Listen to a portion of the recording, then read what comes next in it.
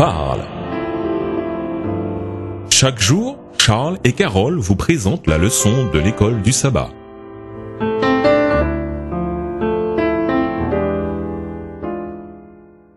Bonjour chers auditeurs. Bonjour à tous. Aujourd'hui, mercredi 1er janvier 2014, un ministère personnel. Des exemples du ministère public du Christ nous sont donnés en abondance. Les rencontres personnelles du Christ sont également attachantes, que ce soit avec des citoyens ordinaires ou des membres d'élite de la société. Ces récits offrent de remarquables aperçus sur la place fondamentale accordée aux Écritures par le Christ au cours de son ministère. Lisons Jean 13, les versets 18 à 20, Luc 10, les versets 25 à 28 et Luc 24, les versets 13 à 32. Quel est le rôle des Écritures dans ces passages? Dans quel but Jésus a-t-il cité ces versets particuliers? Quel a été le résultat de ces rencontres en petits groupes au contact des Écritures? Jean 13, les versets 18 à 20. Ce n'est pas de vous tous que je parle. Je connais ceux que j'ai choisis, mais il faut que l'Écriture s'accomplisse. Celui qui mange avec moi le pain a levé son talon contre moi. Dès à présent, je vous le dis, avant que la chose arrive, afin que, lorsqu'elle arrivera, vous croyiez à ce que je suis. En vérité, je vous le dis, celui qui reçoit, celui que j'aurai envoyé me reçoit,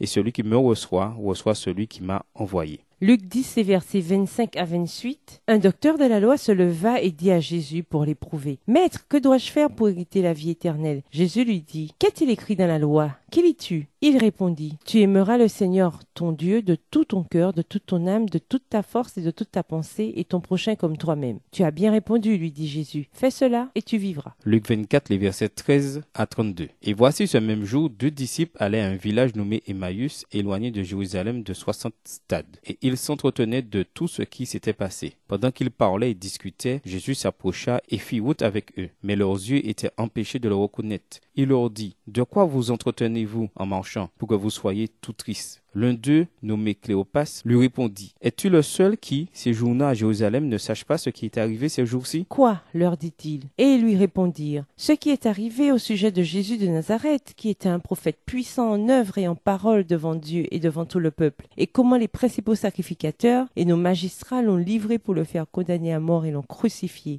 Nous espérions que ce serait lui qui délivrerait Israël. Mais avec tout cela, voici le 3e jour que ces choses se sont passées. Il est vrai que quelques femmes d'entre nous nous ont fort étonnés, s'étant rendues de grand matin au sépulcre. Et n'ayant pas trouvé son corps, elles sont venues dire que des anges leur sont apparus et ont annoncé qu'il est vivant. » Quelques-uns de ceux qui étaient avec nous sont allés au sépulcre, et ils ont trouvé les choses comme les femmes l'avaient dit, mais lui, ils ne l'ont point vu. Alors Jésus leur dit: « Ô hommes sans intelligence, et dont le cœur est lent à croire tout ce qu'ont dit les prophètes, ne fallait-il pas que le Christ souffrit ces choses, et qu'il entrât dans sa gloire? Et commençant par Moïse et par tous les prophètes, il leur expliqua dans toutes les Écritures ce qui le concernait. Lorsqu'il fut auprès du village où ils allaient, il parut vouloir aller plus loin. Mais ils le pressèrent en disant: « Reste avec nous, car le soir approche. Le jour est sur son déclin. » Et il entra pour rester avec eux. Pendant qu'il était à table avec eux, il prit le pain, et après avoir rendu grâce, il le rompit et le leur donna. Alors leurs yeux s'ouvrirent, et ils le reconnurent, mais il disparut de devant eux. Et ils se dirent l'un à l'autre: « Notre cœur ne brûlait-il pas au-dedans de nous lorsqu'il nous parlait en chemin et nous expliquait les Écritures ?» À maintes reprises, le Christ a cité les Écritures lorsqu'il invitait les hommes à devenir ses disciples, ce qui impliquait manifestement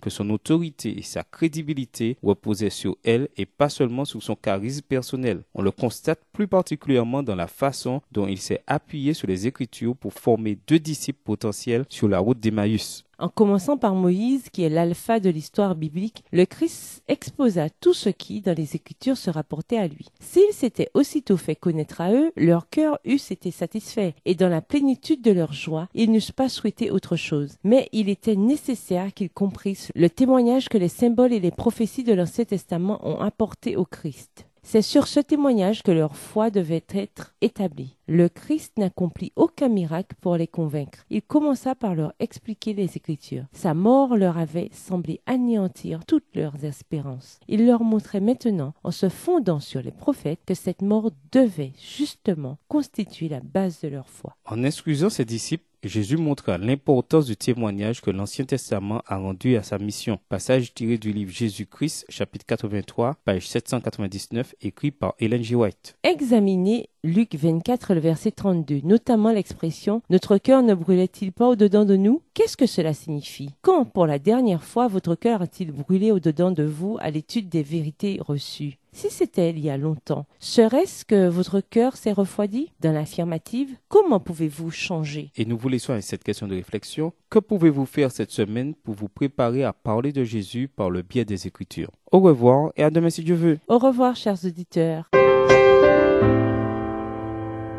Dieu nous parle. C'était Dieu nous parle, présenté par Charles et Carole.